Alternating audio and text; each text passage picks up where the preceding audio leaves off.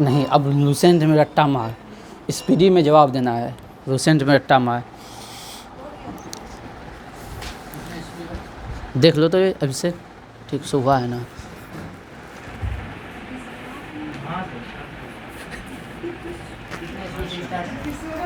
एक बार धोखा खा लिया है ना। है? हाँ, आज होगा 4 मार्च 1931 से गांधी इरविन पैक्ट से। हाँ, आज होगा। हाँ,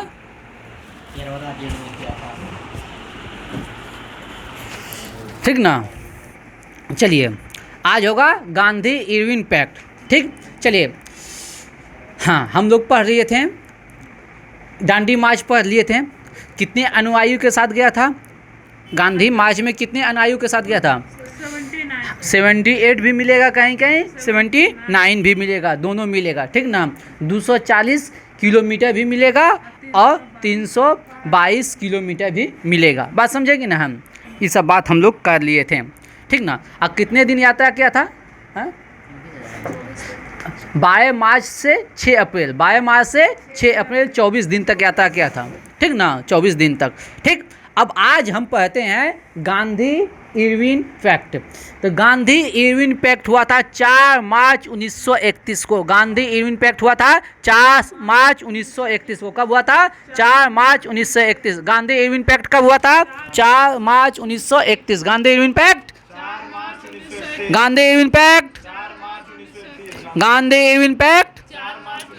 इसी को कहते हैं दिल्ली समझौता। इसे दिल्ली समझौता भी कहते हैं, इसे दिल्ली समझौता भी कहते हैं, क्योंकि ये कहाँ हुआ था? दिल्ली में हुआ था, इसीलिए कहते हैं दिल्ली समझौता, इसीलिए कहते हैं दिल्ली समझौता। अब देखिए, ये घटना कब का है? 1931 का। और 100 विनय अवज्ञा आंदोलन स्टार्ट हुआ था 1930 को। कब हो गया था? 1930 को। तो गांधी इरविन पैक्ट के बाद गांधी जी ने 100 विनय अवज्ञा आंदोलन को क्या किया? बंद कर दिया। तो स्टार्ट हुआ 1930 में, 1932 में पहली बार बंद किया। 1932 में पहली बार, 32 में 4 मार्च 1931 को जो है ना गांधी इरविन समझौता हुआ। और यहीं पे क्या किया? बंद। हाँ, 31 में क्या किया? बंद कर दिया। बात समझे? 100 विनय अवज्ञा आंदोलन को क्या किया? बंद कर दिया। चलिए आगे बढ़िए, चलिए आगे बढ़िए। अगला बहुत इंपॉर्टेंट लाइन है 1931 सरदार वल्लभ भाई पटेल की अध्यक्षता में कांग्रेस में कराची में अधिवेशन हुआ। ठीक ना। तो समझिए, कराची अधिवेशन, कांग्रेस की कराची अधिवेशन की अध्यक्षता, कांग्रेस के कराची अधिवेशन 1931 की अध्यक्षता कौन कर रहा था? सरदार वल्लभ भाई पटेल। ये बहुत इंपॉर्टेंट क्वेश्चन है, बहुत इंपॉर्टेंट क्वेश्चन है। तो 1931 के कराची अधिवेशन की अध्यक्षता कौन कर रहा था? सरदार वल्लभ भाई पटेल। 1931 के कराची अधिवेशन की अध्यक्षता कौन कर रहा था? सरदार वल्लभ भाई पटेल। 1931 के कराची अधिवेशन की अध्यक्षता कौन कर रहा था? सरदार वल्लभ भाई पटेल। अब ये इंपॉर्टेंट क्यों है समझिए, ये इंपॉर्टेंट क्यों है अब इसको समझिए, इसका इंपॉर्टेंस समझिए। इस समय हुआ था संविधान के मूल अधिकार के संबंध में प्रस्ताव पारित हुआ था। हाँ, मौलिक अधिकार का क्वेश्चन पूछेगा।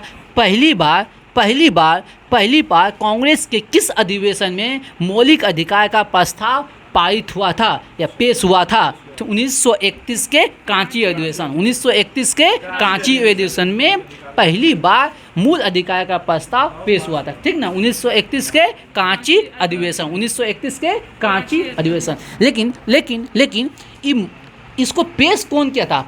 कराची अधिवेशन की अध्यक्षता कर रहा था कौन? अध्यक्षता कर रहा था सरदार वल्लभ भाई पटेल। अध्यक्षता कर रहा था सरदार वल्लभ भाई पटेल। लेकिन मूल अधिकार को पेश किसने किया था? मूल अधिकार को पेश किया था जवाहरलाल नेहरू ने। मूल अधिकार को पेश किया था जवाहरलाल नेहरू ने। लेकिन मूल अधिकार बनाने में नेहरू जी का साथ किसने दिया था? M.N. राय। किसने साथ दिया था? M.N. राय, माघवेंद्र नाथ राय, M.N. राय। किसने सहयोग दिया था? M.N. राय। तो समझिए, इस क्वेश्चन को बढ़िया से समझ लीजिए, फिर से क्रिस्टल को क्लियर कीजिए, ना माइंड में फोल्डर बना लीजिए दिमाग में। सुनिए, कांग्रेस का 1931 में अधिवेशन हुआ कराची में। कांग्रेस का 1931 में अधिवेशन हुआ कराची में, जिसकी अध्यक्षता किया सरदार वल्लभ भाई पटेल, सरदार वल्लभ भाई पटेल। इसमें मूल अधिकार पेश किया गया, मूल अधिकार पेश किया गया। उस मूल अधिकार को पेश किया नेहरू जी ने, मूल अधिकार को पेश किया नेहरू जी ने। देखिए वहाँ एग्जाम में बैठेगा ना तो जानते हैं कराची अधिवेशन की अध्यक्षता किया था कौन है, सरदार वल्लभ भाई पटेल। तो उसको मूल अधिकार पेश किया था कौन, मार दीजिएगा, उसी को मार दीजिएगा। ये कन्फ्यूजन हो जाता है एग्जाम में बैठ कर, इसीलिए हम दोनों को क्रिस्टल क्या कहते हैं, क्लियर कहते हैं, ठीक ना। तो समझिए पेश अध्यक्षता कर रहा था सरदार वल्लभ भाई पटेल, लेकिन मूल अधिकार को पेश किया था जवाहरलाल नेहरू ने। लेकिन ये मूल अधिकार बनाने में नेहरू जी का सहायता किया था एम.एन. रॉय। एम.एन. रॉय किसने किया था, एम.एन. रॉय ने, ठीक ना। यहाँ तक समझ में आया। इसी कांची अधिवेशन में गांधी इरविन पैक्ट जो हुआ था, गांधी इरविन जो पैक्ट हुआ था उसको स्वीकार किया गया था। कांग्रेस के द्वारा गांधी इरविन पैक्ट को स्वीकार किया गया था, बात समझे। क्योंकि कांची अधिवेशन 4 मार्च को ही हो गया था गांधी इरविन समझौता, उसके बाद कांची अधिवेशन हुआ तो बोला स्वीकार कर ले। इसी में चूँकि 1932 में द्वितीय गोलमेज सम्मेलन हुआ था, इसी में द्वितीय गोलमेज सम्मेलन में भाग लेने के लिए कांग्रेस राजी हुआ था। जो हम लोग द्वितीय गोलमेज सम्मेलन में कांग्रेस भाग लेगा और कांग्रेस की तरफ से जाएगा महात्मा गांधी, कांग्रेस की तरफ से जाएगा महात्मा गांधी, बात समझिए, कांग्रेस की तरफ से जाएगा महात्मा गांधी। 3 गोलमेज सम्मेलन हुआ था, मात्र 1 गोलमेज सम्मेलन में महात्मा गांधी गया था द्वितीय गोलमेज सम्मेलन में, बात समझेंगे ना। अब इसी के बाद एक गांधी जी का नारा आया था, गांधी मर सकते हैं लेकिन गांधीवादी नहीं, गांधी मर सकते हैं गांधीवादी नहीं। ये क्यों बोला, क्योंकि 4 मार्च 1931 को गांधी इरविन समझौता हुआ था और 23 मार्च को भगत सिंह को फांसी लगा था, ठीक ना। जिसके विषय में भगत सिंह के विषय में उस समझौता के बारे में कुछ नहीं बोला उसमें, इसीलिए गांधी जी को आलोचना हुआ तो ये स्टेटमेंट गांधी जी दिया, ठीक ना। गांधी मर सकते हैं गांधीवादी नहीं मर सकते। चलिए ये लाइन पूरा एकदम क्रिस्टल क्लियर हो गया ना। तो इसमें क्या क्या याद करना है बउआ रे, देखिए उतना कुछ याद नहीं करना, बस इसमें 3-4 बातें याद रखना है पूरा लाइन का। कांची अधिवेशन 1931 में हुआ, जिसकी अध्यक्षता किया सरदार वल्लभ भाई पटेल में। इसमें मूल अधिकार को पेश किया गया। अब मूल अधिकार को पेश किया जवाहरलाल नेहरू ने, जिसका सहयोग किया एम.एन. रॉय ने। बस इतना का बात को आप क्या कीजिएगा, दिमाग में छाप लीजिए। बाकी बात जानकारी के लिए बोलें, वो सब नहीं के बाद 0.001% पूछने लायक है, ठीक ना। चलिए आगे बढ़ते हैं। अब अगला है गोलमेज सम्मेलन। चलिए प्रथम गोलमेज सम्मेलन कब हुआ था, 12 नवंबर से 19 जनवरी 1931। 12 दिया है उसमें, चलिए हाँ 19 जनवरी यहाँ नहीं दिया है। 12 नवंबर 1930 से 12 नवंबर 12 नवंबर से 19 जनवरी 1931 तक। 12 नवंबर 1930 से नहीं ये कहीं दिया हुआ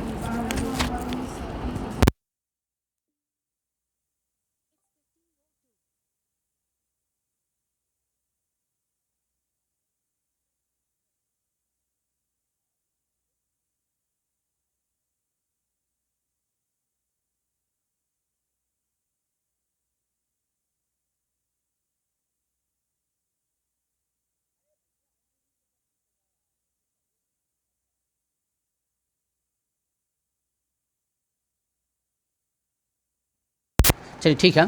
12 नवंबर प्रथम गोलमेज सम्मेलन हुआ था 12 नवंबर 1930 से 19 जनवरी 1931 तक। 12 नवंबर 1930 से 19 जनवरी 1931 तक। ये पुराना लूसेंट में नहीं दिया है, न्यू लूसेंट में दिया है, ठीक ना।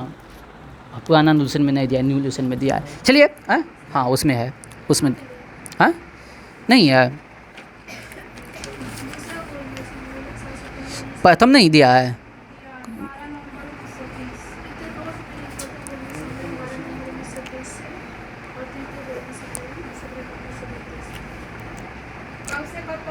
नहीं दिया ना, हम बता रहे हैं ना, हाँ चलिए हाँ हम बता रहे हैं ना। अच्छा हम सोचे नया लूसेंट में जो दिया है लेकिन नहीं जोड़ा है, लेकिन हम बता रहे हैं ना। 12 नवंबर से 19 जनवरी 1931 तक चला था। 12 नवंबर 1930 से 19 जनवरी 1931 तक चला था, ठीक ना। प्रथम गोलमेज सम्मेलन, समझे। 12 नवंबर 1930 से 19 जनवरी 1931 तक चला था। अरे हम मोती कह के आए हैं, तैयारी के साथ आए हैं, बात समझे कि नहीं। ऐसे नहीं कहते हैं, ऐसे नहीं बोलते हैं, ठीक है ठीक है। चलिए आगे बढ़ते हैं। चलिए अब सेकेंड गोलमेज सम्मेलन, अब सेकेंड गोल, प्रथम गोलमेज सम्मेलन समझ में आ गया।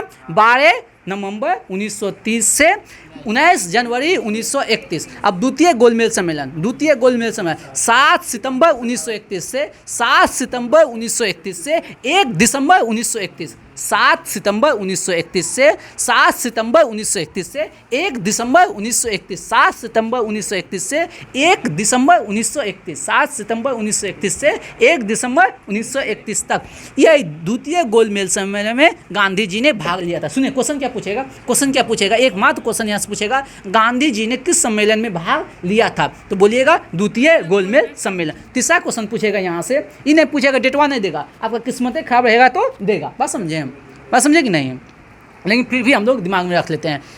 और एक क्वेश्चन पूछेगा, तीनों गोलमेज सम्मेलन में किसने भाग लिया था, अंबेडकर ने। अंबेडकर जी ने तीनों गोलमेज सम्मेलन में भाग लिया था, पहला, दूसरा, तीसरा, तीनों गोलमेज सम्मेलन में भाग लिया था। ऐसे तो आप लोग हमको डिटेल बताएंगे ना द्वितीय गोलमेज सम्मेलन में, तो इसमें गांधी जी के साथ सरोजिनी नायडू भी गया था, लेकिन उतना डिटेल आप लोग को पढ़ना नहीं है, बस समझे, हम काम से काम रखना है, ठीक। तो देखिए सुनिए पहले, तो द्वितीय गोलमेज सम्मेलन कब हुआ था, 7 सितंबर 1931 से 1 दिसंबर 1931 तक। 7 सितंबर 1931 से 1 दिसंबर 1931 हो गया क्लियर। अब यहाँ समझिए कहानी को हम लिंक करते हैं। अब किताबों को नज़र हटा के अब मेरे वहाँ तब सुनिए, ठीक ना। तो इसमें क्या हो गया, द्वितीय गोलमेज सम्मेलन में कौन गया, महात्मा गांधी। तो द्वितीय गोलमेज में संपादिकता के आधार पर, ठीक ना, ये गोलमेज सम्मेलन संपन्न नहीं हो पाया, हुआ लेकिन कोई निर्णय नहीं लिया। सांप्रदायिकता के बात पे ये गोलमेज सम्मेलन में मतभेद हो गया, गांधी जी को वापस आना पड़ा, ठीक ना, कोई ठोस कदम नहीं उठा, कोई निर्णय नहीं लिया गया। तो गांधी जी उसके बाद पुनः जो सविनय अवज्ञा आंदोलन बंद कर दिया था, ये बोला अब हम फिर से स्टार्ट करेंगे। 1932 में फिर से सविनय अवज्ञा आंदोलन स्टार्ट किया। तो बोलेगा, क्वेश्चन पूछेगा, किस घटना के बाद गांधी जी ने फिर से सविनय अवज्ञा आंदोलन स्टार्ट किया। द्वितीय गोलमेज सम्मेलन में असफलता के बाद। द्वितीय गोलमेज सम्मेलन क्यों असफल रहा, सांप्रदायिकता के कारण। क्यों असफल रहा, सांप्रदायिकता के कारण। सांप्रदायिकता क्या होगा, हिंदू मुस्लिम, बात समझे, हिंदू मुस्लिम, बात समझे, क्योंकि यहीं पे होगा पूना एक्ट। आगे हम बताएं, अम्बेडकर और गांधी के बीच 1932 में यही सब घटना, बात समझे कि नहीं, हाँ पूना एक्ट होगा, बात समझे कि नहीं। तो सांप्रदायिकता के कारण क्या हो गया, ये घटना क्या हो जाएगा, गोलमेज सम्मेलन क्या हो गया, असफल हो गया। अब फिर से 1932 में सविनय अवज्ञा आंदोलन को स्टार्ट किया गया। तो 1932 में स्टार्ट हुआ और सविनय अवज्ञा आंदोलन बंद हुआ 1934 में। कब बंद हुआ, 1934 में, बात समझे। स्टार्ट हुआ था 30 में, 31 में बंद हुआ, फिर स्टार्ट हुआ 32 में, अब फिर बंद होगा 34 में, बात समझे कि नहीं। चलिए, तो एक क्वेश्चन पूछता है बबुआ यहाँ, द्वितीय गोलमेज, ऐसे तीनों गोलमेज सम्मेलन के समय ब्रिटिश प्रधानमंत्री थे रेमजे मैकडोनाल्ड। कौन था ब्रिटिश प्रधानमंत्री, रेमजे मैकडोनाल्ड। तीनों गोलमेज सम्मेलन के समय ब्रिटिश प्रधानमंत्री कौन था, रेमजे मैकडोनाल्ड। ब्रिटिश प्रधानमंत्री कौन था, रेमजे मैकडोनाल्ड। कौन था, रेमजे मैकडोनाल्ड, ठीक ना, बात समझे कि नहीं। अब आइए, तीसरा गोलमेज सम्मेलन हुआ था 17 नवंबर 1932 को। तीसरा गोलमेज सम्मेलन हुआ था 17 नवंबर 1932 को। तीसरा गोलमेज सम्मेलन हुआ था 17 नवंबर 1932 को। तीसरा गोलमेज सम्मेलन हुआ था 17 नवंबर 1932 को, बात समझे कि नहीं। यहाँ तक कोई दिक्कत, तीनों गोलमेज सम्मेलन हो गया। तो यहाँ से क्वेश्चन क्या पूछेगा, हाँ सिंपल सा, उतना ज़्यादा नहीं। अगर कम पढ़ के ज़्यादा नंबर लाना है तो कौन सा गोलमेज सम्मेलन में गांधी जी ने भाग लिया था, दूसरा, ठीक ना। तीनों में कौन भाग लिया था, अंबेडकर ने, ठीक ना। और उसमें प्रधानमंत्री कौन था, रेमजे मैकडोनाल्ड, ठीक ना। तीनों के समय प्रधानमंत्री कौन था, रेमजे मैकडोनाल्ड। बताइए, द्वितीय गोलमेज सम्मेलन क्यों असफल रहा, सांप्रदायिकता के कारण, सांप्रदायिकता के कारण, ठीक ना, सांप्रदायिकता के कारण, ठीक ना। हाँ, सांप्रदायिकता पंचायत वहीं हो गया ना, सांप्रदायिकता के कारण। उसमें बताया गया था हिंदू में से अब शामिल कर लिया था, दलित सबको भी सांप्रदायिक के आधार पर वोट देने के लिए शामिल कर लिया था, ठीक ना। पहले तो हिंदू मुस्लिम था ही ना, अब बोलेगा दलित अपना दलित को वोट देगा, सिख अपना सिख को वोट देगा, ठीक ना। हाँ, सबको अलग अलग बांट दिया था, समझे। चलिए आगे बढ़िए। हाँ चलिए, बात समझ में आ गया ना। और सविनय अवज्ञा आंदोलन का अंतिम रूप से 7 अप्रैल 1934 को वापस लिया। अंतिम रूप से कब वापस लिया? 7 अप्रैल 1929 को। 7 अप्रैल 1934 को सविनय अवज्ञा आंदोलन को अंतिम रूप से कब? 7 अप्रैल 1934 को। चलिए एक अगला अच्छा लाइन है सविनय अवज्ञा आंदोलन में पठान सत्याग्रहियों पर गोली चलाने से गढ़वाल राइफल ने इनकार कर लिया था। ध्यान से सुनिए, तो क्वेश्चन पूछ देगा कौन सा सविनय अवज्ञा आंदोलन के दौरान किस राइफल ने गोली चलाने से इनकार कर दिया? गढ़वाल राइफल ने। यानी कि इसमें देखिए सेना तो था भारतीय, लेकिन उसमें कुछ अंग्रेज भी था। तो भारतीय सैनिक जो गढ़वाल सेना राइफल्स था वो आंदोलनकारियों पर गोली चलाने से इनकार कर दिया था। कौन सा? गढ़वाल राइफल्स ने गोली चलाने से इनकार किया था। याद रखिएगा, सविनय अवज्ञा आंदोलन के दौरान गढ़वाल राइफल्स ने पठान सत्याग्रह पर गोली चलाने से इनकार कर दिया था।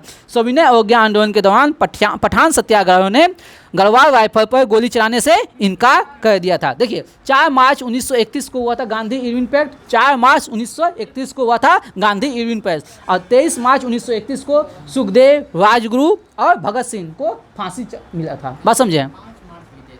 हाँ 5 मार्च, एकदम बात सही है। 4-5 मार्च दोनों आता है, कहीं 4 मार्च आता है, कहीं 5 मार्च आता है, एकदम बात सही है। कहीं 4 मार्च आता है, कहीं। तो 23 मार्च 1931 को सुखदेव, भगत सिंह और राजगुरु को फांसी मिला था। 23 मार्च 1931 को सुखदेव, भगत सिंह और राजगुरु तो फांसी मिला था। चूंकि गांधी जी ने इसकी चर्चा नहीं किया था इरविन से, इसीलिए उसका विरोध हुआ और गांधी बोला क्या? गांधी मर सकता है, गांधीवादी नहीं। चलिए आगे बढ़िए। आगे अगला क्वेश्चन, अगला लाइन जो है ना, आप वहाँ जो तीर का निशान है, लुसेंट में जो तीर का निशान दिया है वहाँ सुपर डुपर लाइन स्टार लगा लीजिए अपने हाथों से। अखिल भारतीय किसान सभा जो है ना, वहाँ से एक एक क्वेश्चन जो है ना वहाँ से इंपॉर्टेंट है। अखिल भारतीय किसान सभा है ना, उस लाइन को, उस तीर को जो है ना स्टार बना दीजिए, उस तीर को। उसके अंदर जितना भी क्वेश्चन है सब इम्पोर्टेंट नहीं है, अति इम्पोर्टेंट है। बिहार के 2014 के सचिवालय में पहले क्वेश्चन था किसान सभा का अध्यक्ष कौन है? स्वामी शाहजानंद। इतना तो समझिए, इतना बोलते हैं इसलिए ताकि जो वहाँ जो क्वेश्चन है ना आपके दिमाग में तुरंत आ जाएगा। अच्छा ये क्वेश्चन इतना इंपॉर्टेंट है, इन नामों को दिमाग में बैठा लो, ये नाम क्यों संबंधित है। तो एक नाम आता है अखिल भारतीय किसान सभा का प्रथम सम्मेलन हुआ था 1936 में लखनऊ में। तो अखिल भारतीय किसान सभा का प्रथम सम्मेलन कब हुआ था? 1936। अखिल भारतीय किसान सभा का प्रथम सम्मेलन कब हुआ था? 1936। कहाँ? लखनऊ। 1936 लखनऊ। अखिल भारतीय किसान सभा का प्रथम सम्मेलन कहाँ हुआ था? 1936। कहाँ? लखनऊ। इसके अध्यक्ष था स्वामी शाहजानंद। अध्यक्ष था स्वामी शाहजानंद। अब देखिए ये क्वेश्चन पुराना हो गया, अब क्वेश्चन तो नया यहाँ से बनाएगा। तो यहाँ महासचिव एन.जी. रंगा, महासचिव एन.जी. रंगा, इतना का सब जानता है, इतना का हर कोई, कहीं कोई पढ़ा रहा है तो बोलेगा इंपॉर्टेंट इतना बताएगा, लेकिन महासचिव अब पूछेगा महासचिव कौन था? एन.जी. रंगा। बात समझे? किसान सभा के महासचिव कौन थे? एन.जी. रंगा। महासचिव कौन? एन.जी. रंगा। महासचिव एन.जी. रंगा। तो अब इससे भी नया क्वेश्चन पूछेगा, तनिक और ट्विस्ट लाएगा कहानी में। हुंकार पत्रिका किससे संबंधित है? किसान से संबंधित है। हुंकार पत्रिका किससे है? हुंकार। अब सोचेगा हुंकार के नाम में सोचेगा ये स्वतंत्रता सेनानी होगा, आज़ादी से संबंधित होगा, लेकिन किसका पत्रिका है? किसान का। किसने निकाला था? स्वामी शाहजानंद। हुंकार पत्रिका किसने निकाला था? स्वामी शाहजानंद। हुंकार पत्रिका किसने निकाला था? स्वामी शाहजानंद। ये कहाँ से प्रकाशित होता है? बिहार की भूमि पटना से। ये किसान आंदोलन भी जो है ना उसका लखनऊ में स्थापना हुआ था, लेकिन इसका कर्म भूमि हुआ है पटने, ठीक ना।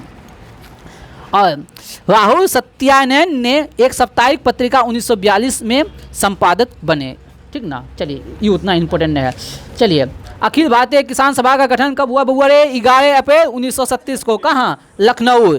11 अप्रैल 1937 को लखनऊ। अखिल भारतीय किसान सभा का गठन कब हुआ? 11 अप्रैल 1936 को लखनऊ। तब देखिए यहाँ क्या क्या याद रखेगा। अब किताब छोड़ दीजिए, अपने दिमाग को बोलिए, फोल्डर बनाइए दिमाग में। अखिल भारतीय किसान सभा का स्थापना 1936। कहाँ? लखनऊ। अध्यक्ष शाहजानंद। अध्यक्ष शाहजानंद। महासचिव एन.जी. रंगा। और ऊपर स्वामी शाहजानंद एक पत्रिका निकाला हुंकार। उसमें क्या किसके लिए बारे में बताया? किसानों के बारे में। किसान की पत्रिका है हुंकार। हुंकार किसका पत्रिका है? किसान की। किसने निकाला? शाहजानंद, स्वामी शाहजानंद, स्वामी शाहजानंद, स्वामी शाहजानंद। ये हुंकार पत्रिका कहाँ से प्रकाशित होता था? पटना से। कहाँ से? पटना से। ये हुंकार पत्रिका कहाँ से प्रकाशित होता था? पटना से। कहाँ से? पटना से। कहाँ से? याद हो गया? अब फिर से एक बार फिर से एक राउंड फिर से।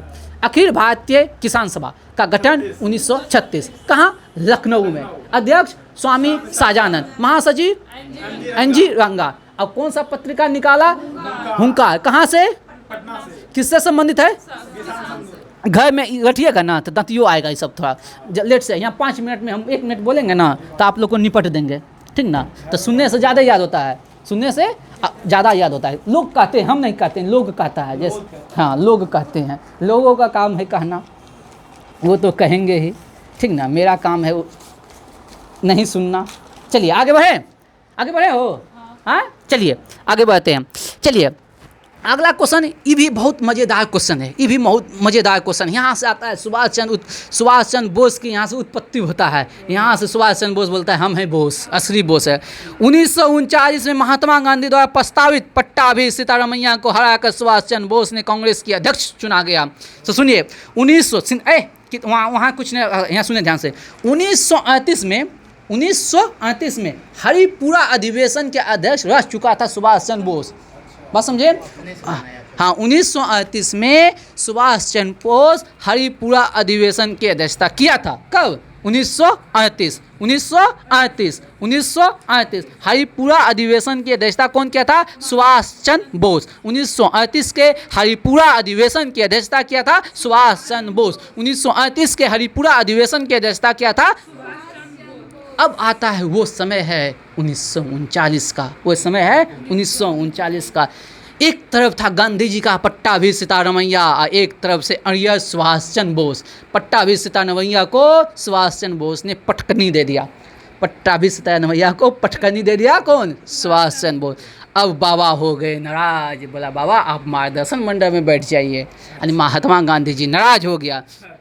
अब नाराज हो गया तो बोले बाबा आपका उम्र हो गया है, चलिए आप ही रहिए खुश, हम कांग्रेस से क्या कहते हैं इस्तीफा दे देते हैं।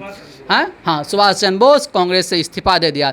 तो बाबा बोला ना मेरी बात ना उसकी बात, ना अब बोस तो रहेंगे नहीं अध्यक्ष, अब पट्टाभी सीतारमैया रहे। मेरा आदर्श की बात है, अब हरा दिया तो हरा व्यक्ति को कैसे अध्यक्ष रहेगा? तो बोला बिहार के लाल था एक वहीं पर प्रेजेंट राजेंद्र प्रसाद, बोलो लो अध्यक्षता करो राजेंद्र बाबू। ठीक बात समझे? कहानी समझ में आ गया? कहानी समझ में आया? हाँ ये घटना है 1939 का। ये घटना है 1939 का। आप लोग घर जाके जो दिमाग लगाइएगा ना, वो दिमाग लगाने हम यहाँ लगा देते हैं। और घर जाके एक बार 2 बार आने के पहले एक बार आइएगा तो रीडिंग मार दीजिएगा। यहाँ से जाइएगा रीडिंग मार दीजिएगा तो सब कॉन्शियस माइंड में आपका ब्लड में चल जाएगा, ये हीमोग्लोबिन में सांस में घूमने लगेगा। अब फिर आएगा तो हम याद करवा लेंगे ना। चलिए बात समझे कि नहीं? यहाँ तो कोई दिक्कत? हाँ क्वेश्चन कैसे पूछेगा? हाँ बोलेगा 1939 के हैं। लगा लें। अच्छा ये का है ना, हमको समझ में आएगा। हल्ले लाभो का है। हाँ कम हाँ ये उसी वती से ना है, यहाँ बुलाना है। अब तरीका यहाँ से यहाँ आया है, अब तरीका ऊपर चढ़ रहा है। चलो नहीं बात है क्या, कल लगाए थे हैं तो हम देखें। और अब वीडियो तो बंद हो।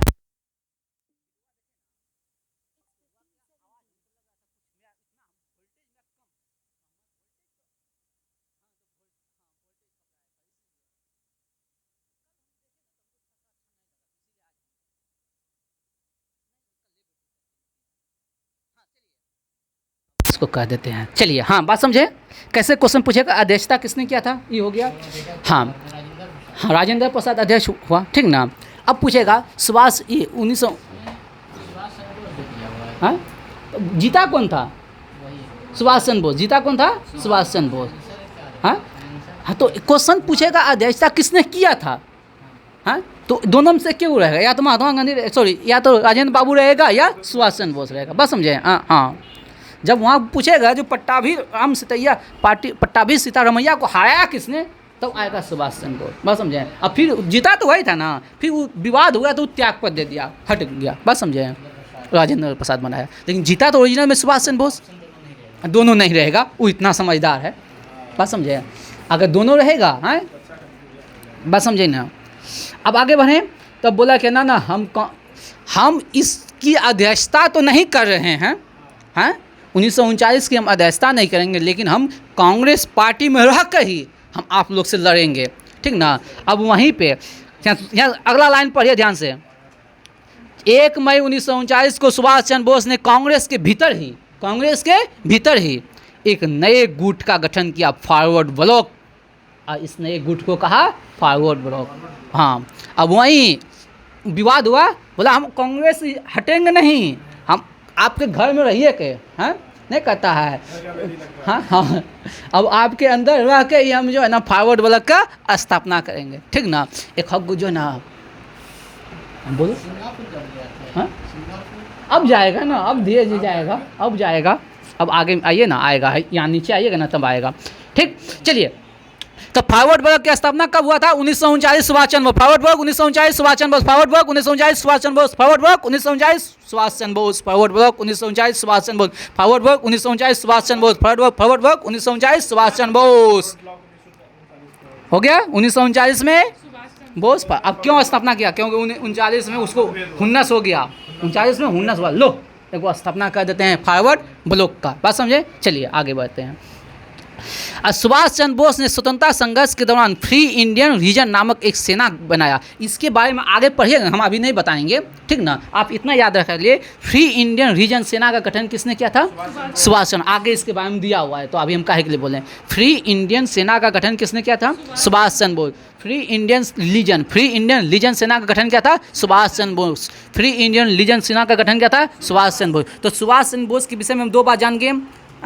क्या जाने? 1939 की त्रिपुरा अधिवेशन की अध्यक्षता किया। 1939 की अरे हरिपुरा 38 में किया, 39 में त्रिपुरी, हाँ सॉरी त्रिपुरी 39 में त्रिपुरी, जो कि त्याग पत्र देने के बाद राजेंद्र बाबू बना, ठीक ना। उसके बाद 2 चीज़ का स्थापना किया, फॉरवर्ड ब्लॉक 1939 में, और यहाँ फ्री इंडियन लीजन सेना का गठन किया। फ्री इंडियन लीजन सेना का गठन किया। बात समझे कि नहीं? चलिए आगे बढ़ते हैं। अब 1939 के बाद 1940 में लंदन में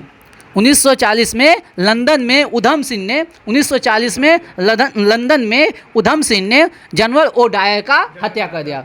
बात समझे? ये 1919 के जलियांवाला बाग हत्याकांड के जो पंजाब का लेफ्टिनेंट था। बात समझे? जनरल ओडायर का हत्या कर दिया कौन? 1940 में उधम सिंह ने। जनरल ओडायर की हत्या किसने किया है? उधम सिंह ने। 1940 में उधम सिंह ने किसकी हत्या किया? जनरल ओडायर का। कहाँ? लंदन में, उसके घर में। तो तुम्हें तब क्या बस हम लंदन में मारा, बोले हम तुम्हारे घर में जाके मारेंगे, ठीक ना।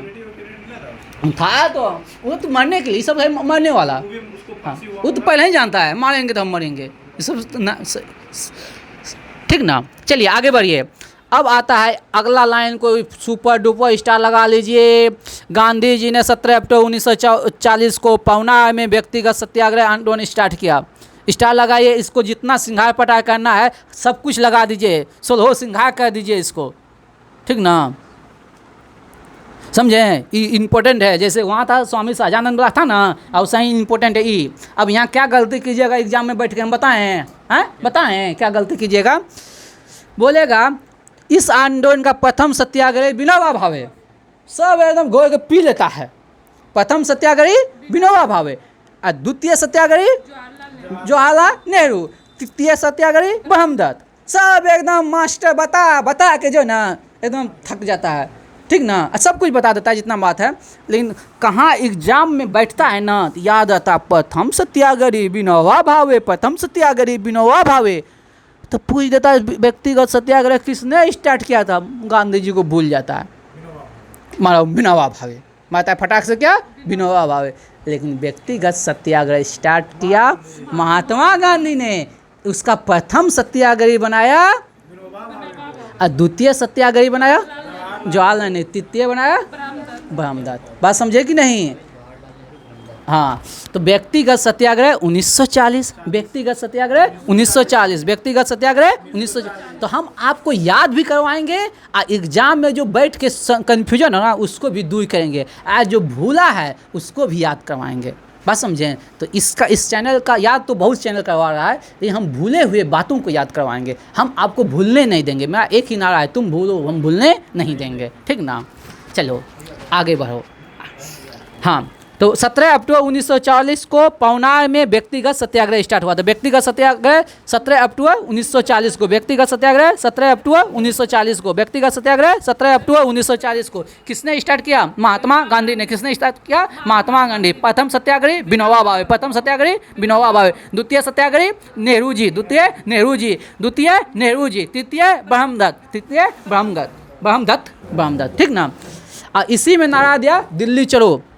इसे दिल्ली चलो आंदोलन भी कहा जाता है। यार ध्यान से सुनो, इसे दिल्ली चलो आंदोलन भी कहा जाता है। इसे क्या कहा जाता है? दिल्ली चलो आंदोलन। लेकिन बोल देगा दिल्ली चलो का नारा किसने दिया है? दिल्ली चलो का नारा किसने? सुभाष चंद्र बोस। दिल्ली चलो का नारा किसने दिया है? सुभाष चंद्र बोस। लेकिन दिल्ली चलो आंदोलन किसने स्टार्ट किया? महात्मा गांधी। महात्मा गांधी व्यक्तिगत सत्याग्रह को ही कहा।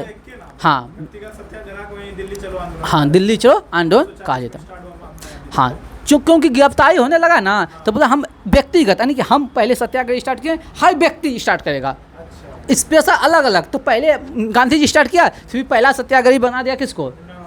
भीमराव अंबेडकर। वो स्टार्ट किया, चला विनोबा भावे। हाँ विनोबा भावे, अंबेडकर जी बोल दिए हो। हाँ विनोबा भावे। फिर बनाया नेहरू जी को, और फिर तृतीय बनाया ब्रह्मदत्त को। चलिए आगे बढ़ते हैं। एकदम याद हो गया होगा आप लोग को, एकदम लगता होगा हिस्ट्री है कुछ आसान। चलिए अब आता है 24 मार्च 1940 को मुस्लिम लीग ने लाहौर अधिवेशन की अध्यक्षता करते हुए मोहम्मद अली जिन्ना ने भारत से अलग मुस्लिम राष्ट्र पाकिस्तान की मांग किया। तो सिंपल सा क्वेश्चन पूछेगा, पाकिस्तान की मांग कब किया? 1940 के लाहौर अधिवेशन में। 1940 के लाहौर अधिवेशन में किसने? मोहम्मद अली जिन्ना ने। 1940 के लाहौर अधिवेशन में मोहम्मद अली जिन्ना ने। 1940 के लाहौर अधिवेशन में मोहम्मद अली जिन्ना। 1940 के लाहौर अधिवेशन में मोहम्मद अली जिन्ना ने। 1940 के लाहौर अधिवेशन में मोहम्मद अली जिन्ना ने पाकिस्तान की मांग किया।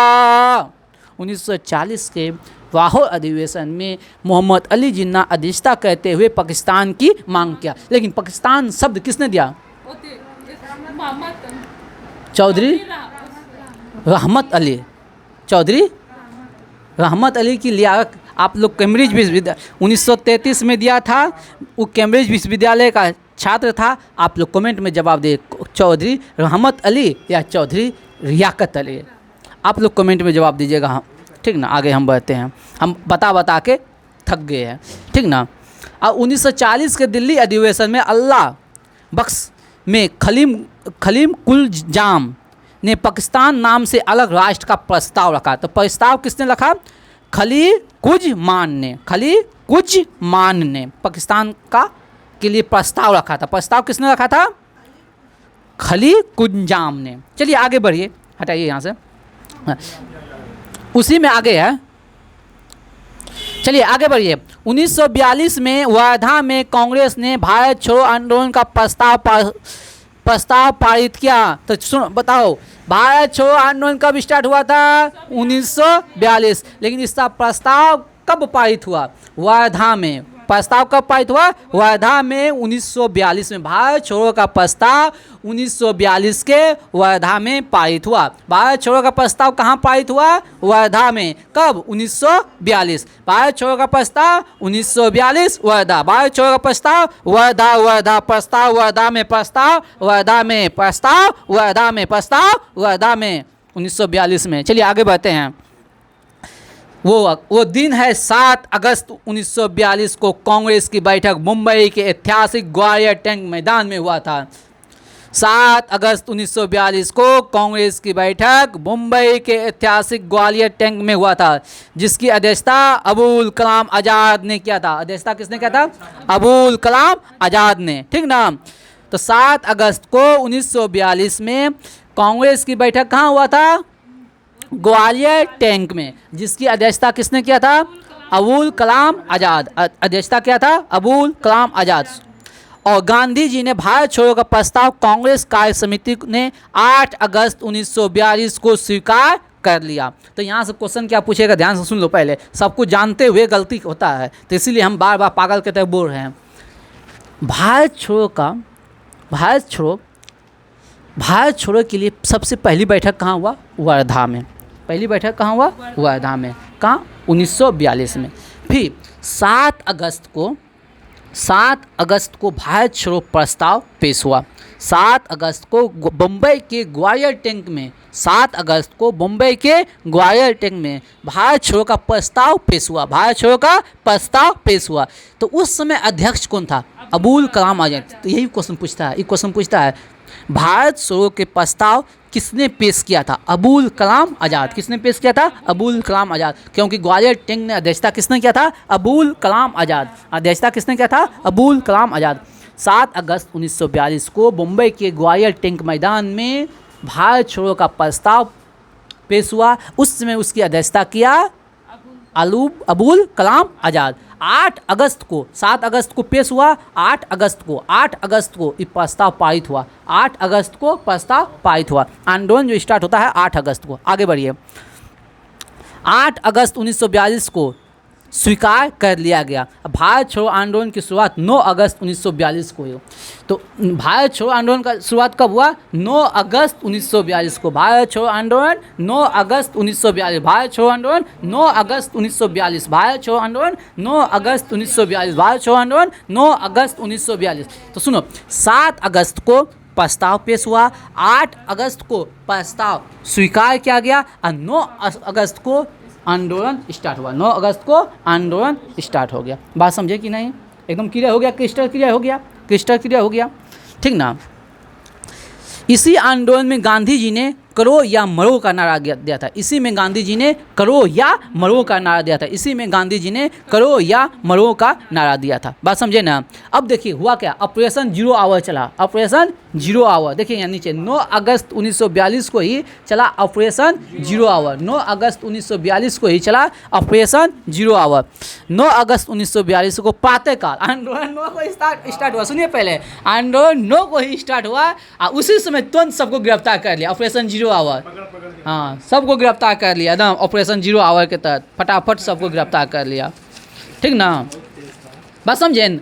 मोमेंट कब स्टार्ट हुआ? 9 अगस्त 1942 को। आज जितने बड़े नेता थे ऑपरेशन 0 आवर के तहत सबको गिरफ्तार कर लिया गया। तो ऑपरेशन 0 आवर भी मोमेंट स्टार्ट हुआ, आंदोलन स्टार्ट हुआ 9 अगस्त 1942 को और ऑपरेशन 0 आवर भी हुआ 9 अगस्त 1942 को। तो ध्यान से सुनिएगा, गांधी जी को आगा खां प्लेस में, पूना के आगा खां प्लेस में गांधी जी को रखा गया। क्वेश्चन पूछता है गांधी जी को पूना के आगा खां प्लेस में, गांधी जी को पूना के आगा खां प्लेस में उसकी मैडम वहाँ आगे होगा कस्तूरबा गांधी को भी आगा खां पर, हाँ इसका तो जेले में मौत हुआ है। हाँ जेले में मौत हुआ है, इसका मौत जेले में हुआ है कस्तूरबा गांधी को 44 में, ठीक ना। दोनों 60 साल तक पति पत्नी का दाम्पत्य जीवन बिताया है, ठीक ना। और 44 में इसका मौत हुआ है जेले में, ठीक ना। और सरोजिनी नायडू तो गांधी जी, सरोजिनी नायडू और कस्तूरबा गांधी तीनों को आगा खां पैलेस में रखा गया था। महात्मा गांधी, कस्तूरबा गांधी, महात्मा गांधी, कस्तूरबा गांधी, सरोजिनी नायडू, महात्मा गांधी, कस्तूरबा गांधी, सरोजिनी नायडू तीनों को पूना के आगा खां प्लेस में रखा था। पूछता है इसको किस जेल में रखा है, ठीक ना।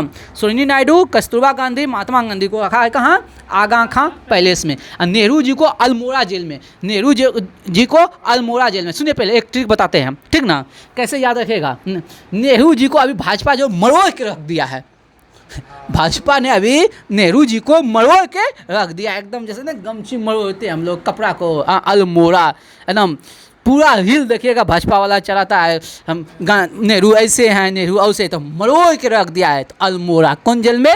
अल्मोड़ा के जेल में। नेहरू जी को किस जेल में? अल्मोड़ा। ट्रिक है कैसे हमको ऑप्शन में नंबर लेना है। गांधी जी को नेहरू जी को अल्मोड़ा जेल में, जवाहरलाल नेहरू को अल्मोड़ा जेल में, जवाहरलाल नेहरू को अल्मोड़ा जेल में, जवाहरलाल नेहरू को अल्मोड़ा जेल में। ध्यान से सुनिए, गांधी जी, सरोजिनी नायडू, कस्तूरबा गांधी, गांधी जी, सरोजिनी नायडू, कस्तूरबा गांधी आगा खां पैलेस, पूना के आगा खां पैलेस में। लेकिन जवाहरलाल नेहरू को अल्मोड़ा, जवाहरलाल नेहरू को अल्मोड़ा, लेकिन राजेंद्र बाबू को बांकीपुर जेल। बांकीपुर कहाँ है? पटना में बांकीपुर है, बिहार में है। हाँ अपना पटना में उसको रखा बांकीपुर जेल में। बांकीपुर जेल में किसको रखा? राजेंद्र बाबू को बांकीपुर जेल में, राजेंद्र बाबू को बांकीपुर जेल में, हाँ अरेस्ट किया। राजेंद्र बाबू को बांकीपुर जेल। बांकीपुर जेल में।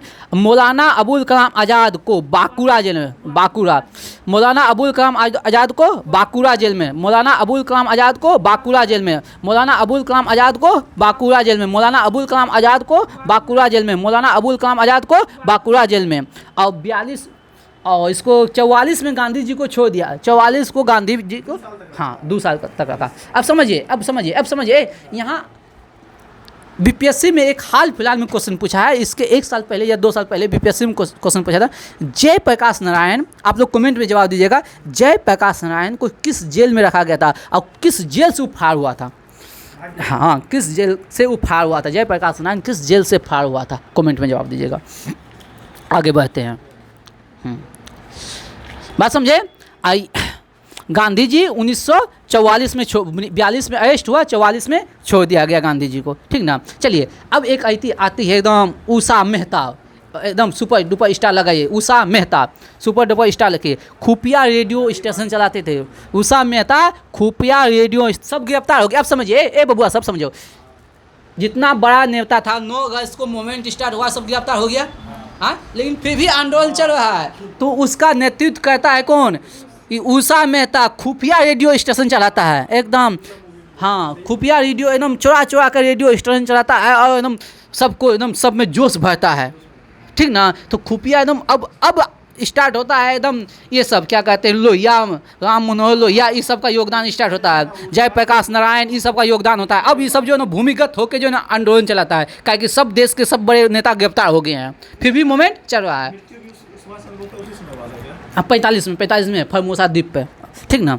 उषा, वो तो हम बताएंगे, उसका घटना बताएंगे। उषा मेहता खुफिया रेडियो स्टेशन किसने चलाया? उषा मेहता। खुफिया रेडियो स्टेशन किसने चलाया? उषा मेहता। खुफिया रेडियो स्टेशन उषा मेहता। खुफिया रेडियो स्टेशन उषा मेहता। खुफिया रेडियो स्टेशन उषा मेहता।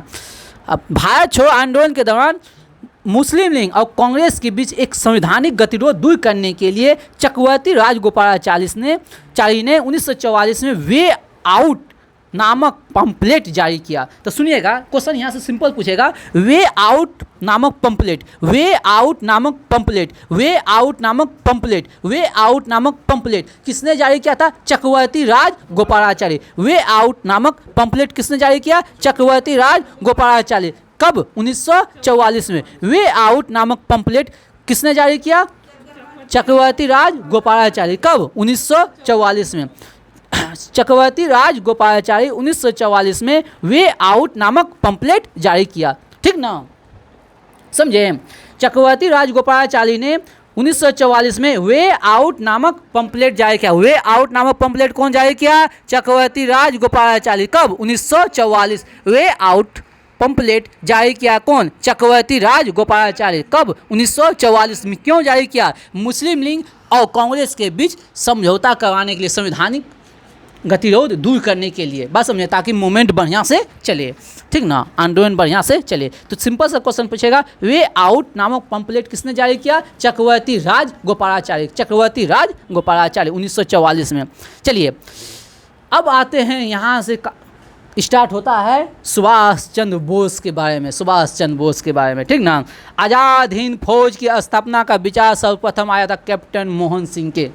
तो आज़ाद हिंद, हाँ, आज़ाद हिंद फौज का विचार किसके मन में आया था? कैप्टन मोहन सिंह। ऐसे कहा जाता है, कहा क्या, रियल भी है, आज़ाद हिंद फौज का गठन किया था कैप्टन मोहन सिंह ने। गठन किसने किया था? कैप्टन मोहन सिंह। और वहीं पे था रास बिहारी बोस। वहीं पे कौन था? रास बिहारी बोस। तो वो दे दिया किसको? रास बिहारी बोस को। आगे आएगा ये सब क्वेश्चन। आज़ाद हिंद फौज की स्थापना का विचार सबसे पहले किस में आया था? कैप्टन मोहन सिंह के मन में आया था। आज़ाद हिंद फौज का प्रथम डिवीजन का गठन 1 सितंबर 1942 को कैप्टन मोहन सिंह के द्वारा किया गया, लेकिन ये असफल रहा, ये असफल रहा। आज़ाद हिंद फौज का गठन कब किया गया? 1942। आज़ाद हिंद फौज का गठन 1942, कैप्टन मोहन सिंह। आज़ाद हिंद फौज का गठन 1942, कैप्टन मोहन सिंह। आज़ाद हिंद फौज का गठन 1942, कैप्टन मोहन सिंह। आज़ाद हिंद फौज का गठन 1942, कैप्टन मोहन सिंह, ठीक ना।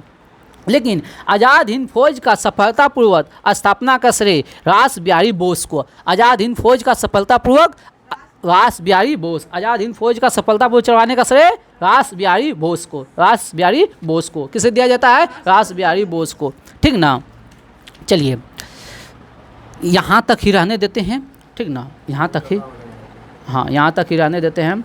आज अभी विविध बाकी है, आपका स्पोर्ट बाकी है।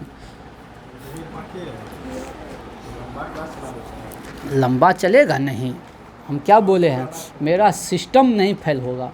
अब आप लोग का जाएगा, आप लोग पहले घुसिए 55 में घुसिए क्लास में,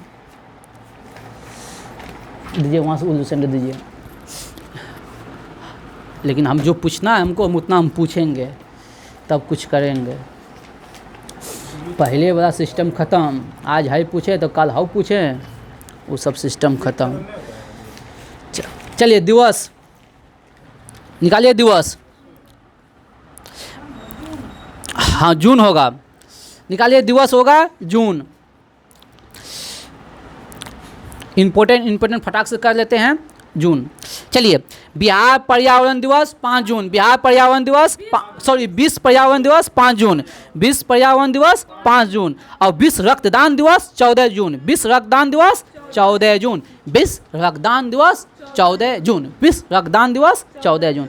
विश्व शरणार्थी दिवस, विश्व शरणार्थी दिवस 20 जून, विश्व शरणार्थी दिवस 20 जून, विश्व शरणार्थी दिवस 20 जून। अंतर्राष्ट्रीय योग दिवस 21 जून, अंतर्राष्ट्रीय योग दिवस। इसी दिन बड़ा दिन होता है, उत्तरी गोलार्ध में बड़ा दिन होता है, इसलिए मनाते हैं 21 जून को। अंतर्राष्ट्रीय ओलंपिक दिवस, अंतर्राष्ट्रीय ओलंपिक दिवस 23 जून, अंतर्राष्ट्रीय ओलंपिक दिवस 23 जून, अंतर्राष्ट्रीय ओलंपिक दिवस 23 जून, ठीक ना। राष्ट्रीय सांख्यिकी डे 29 जून, पीसी महालनोबिस के जन्म दिवस पे राष्ट्रीय सांख्यिकी डे 29 जून, राष्ट्रीय सांख्यिकी डे 29 जून, राष्ट्रीय सांख्यिकी डे 29 जून, ठीक ना। चलिए अब आप लोग निकालिए,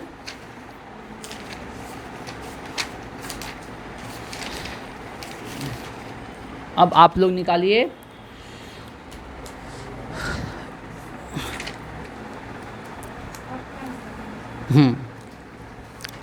निकालिए विश्व की प्रमुख गुप्तचर संस्थाएं, चैप्टर नंबर 18, विश्व की प्रमुख गुप्तचर संस्थाएं, विश्व की प्रमुख गुप्तचर संस्थाएं निकालिए।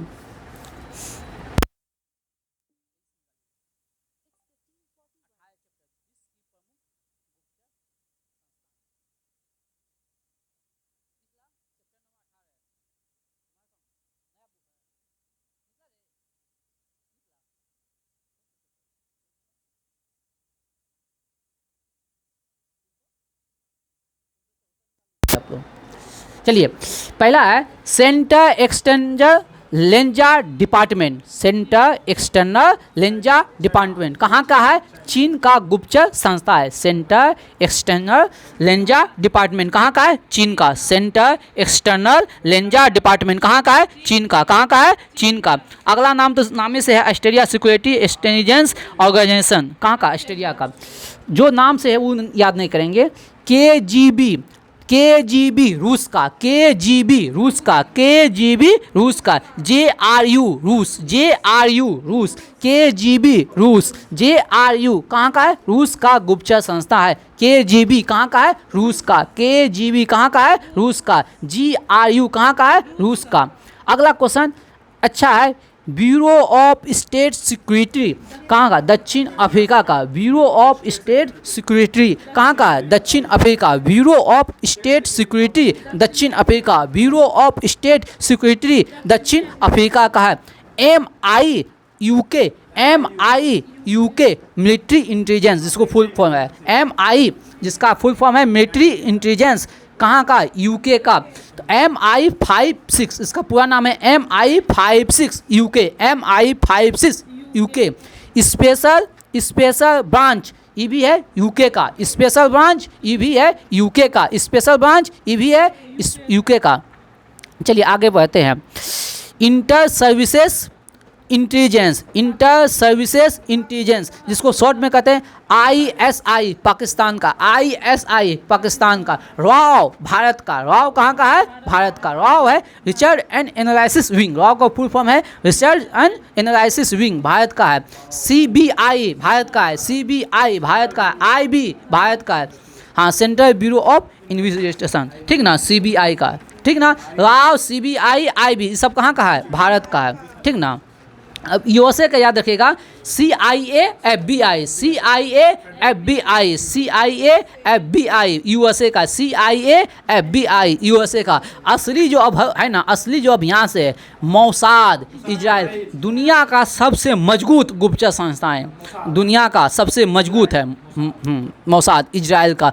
मुखबरात मिस्र, मुखबरात मिस्र, यही चारों एग्जाम में पूछता है और फंसता है। मोसाद इजराइल का, मोसाद इजराइल का। मुखबरात मिस्र का, मुखबरात मिस्र का, मुखबरात मिस्र का। Naicho Japan, Naicho Japan, Naicho Japan. SAVAK Iran, SAVAK Iran, SAVAK Iran, SAVAK Iran. Al Mukhabarat Iraq, Al Mukhabarat Iraq. Mukhabarat, Mukhabarat, Mukhabarat Israel, Mukhabarat Israel. लेकिन sorry, हाँ Mukhabarat वही तो हमको लगा। मुखबरात मिस्र, मुखबरात मिस्र है, मुखबरात मिस्र, मुखबरात मिस्र। अल मुखबरात इराक, मुखबरात मिस्र, अल मुखबरात इराक। याद रखिएगा, दोनों में कन्फ्यूजन होता है। मुखबरात मिस्र, अल मुखबरात इराक, ठीक ना। और SAVAK, SAVAK Iran, SAVAK Iran, SAVAK Iran. Naicho Japan. Mossad Israel, दुनिया का सबसे जो है ना मजबूत है गुप्तचर संस्थाएं। मोसाद इजराइल, मुखबरात मिस्र, नाइचो जापान, सवाक ईरान, सवाक हो गया ईरान, और अल मुखबरात हो गया इराक।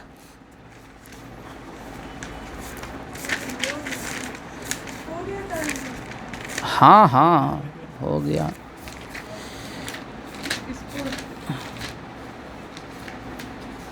चलिए निकालिए स्पोर्ट, स्पोर्ट निकालिए। पेज नंबर तो मेरे पास पुराना है। चलिए सुन लीजिए ना, खिलाड़ियों की संख्या पढ़वा देते हैं सिर्फ। हाँ, खिलाड़ियों की संख्या, कन्फ्यूजन होता है। 6 नंबर,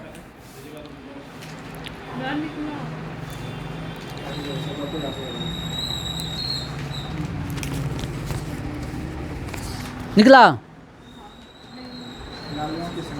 दोनों सुन लीजिएगा, दो सुना देते हैं फटाफट, सुन लीजिए। बेसबॉल में कोई खिलाड़ी है 9 गो, बेसबॉल में 9 गो, बेसबॉल में 9। Rugby football 15, rugby football. Polo 4, polo 4। Water polo 7, water polo 7। Kho खो 9, खो खो 9, खो खो 9। कबड्डी 7, कबड्डी 7। नेटबॉल 7, कबड्डी और नेटबॉल 7, कबड्डी और नेटबॉल।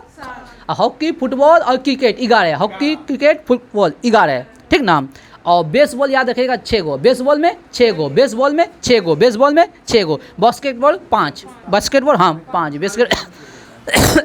बास्केटबॉल 5। याद रखिएगा, बेसबॉल हो गया 9, नाम छोटा संख्या बड़ा। Baseball 9, baseball 9। Volleyball 6, volleyball 6। और बास्केटबॉल 5, बास्केटबॉल 5। और जिम्नास्टिक 8, जिम्नास्टिक 8, जिम्नास्टिक 8। हाँ, कबड्डी और नेटबॉल 7, कबड्डी और नेटबॉल 7, कबड्डी और नेटबॉल 7। खो खो 9, खो खो 9, खो खो 9, ठीक ना। पोलो 4, polo 4। Water polo 7। Rugby football हाँ, रग्बी फुटबॉल 15। हाँ चलिए यहीं समाप्त करते हैं, चलते हैं। आज का सेशन यहीं समाप्त करते हैं। जय हिंद, जय भारत। चैनल को प्यार दें।